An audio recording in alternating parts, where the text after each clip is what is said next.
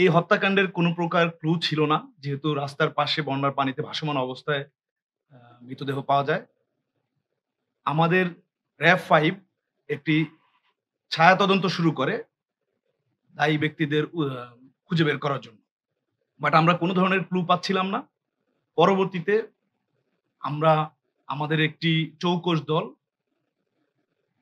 তাদেরকে আসামিদেরকে গ্রেফতার করতে সক্ষম হয়। আসামি সুলতান এবং সাগর। হত্যাকাণ্ড সংঘটিত হয় গত বুধবার। নিহত জিহাদ হত্যাকারী ২ জনের পূর্ব পরিচিত ছিল।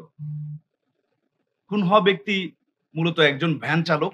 তার এই ভ্যানকে নিয়ে যাওয়ার জন্যই হত্যাকাণ্ড সংঘটিত হয়। তারা যেহেতু পূর্ব পরিচিত ছিল, গত বুধবার দিন সিংড়া বাজারে তারা একসাথে আড্ডা দেয়।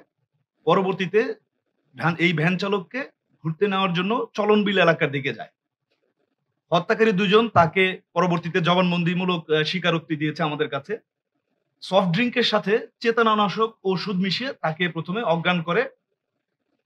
তো স্বাভাবিকভাবেই তার ঘুম চলে আসে, ভ্যানের উপর সে ঘুমিয়ে পড়ে।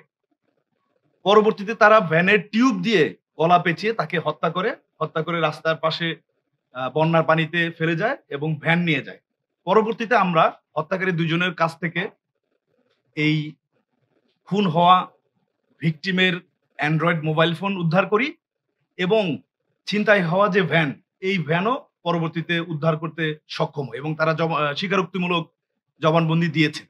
আপনারা জানেন যে আমাদের দেশে বিভিন্ন অঞ্চলে এই ধরনের ঘটনা পূর্বেও ঘটেছে। ভ্যান, অটোরিকশা বা সিএনজি চালককে হত্যা করে এই সকল যানবাহন ছিনতাই করে নিয়ে যাওয়া হয়।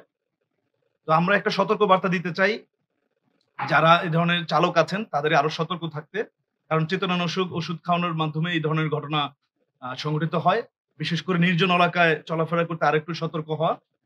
আর যারা এই ধরনের জঘন্য এবং নিকৃষ্ট কাজ করছেন, তাদের জন্য সতর্কবার্তা আপনাদেরকে আমরা আইনের আওতায় নিয়ে আসব।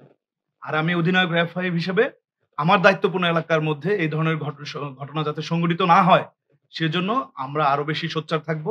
ঘটনা ঘটে যাওয়ার পর একজন নিরীহ ব্যক্তি, ভ্যান চালক, অত্যন্ত সাধারণ মানুষ এবং নিরীহ হলেও আমরা কিন্তু এই হত্যাকাণ্ড কারা সংগঠিত করলো উদ্ধারের জন্য কিন্তু তাৎক্ষণিক আমাদের কার্যক্রম শুরু করি।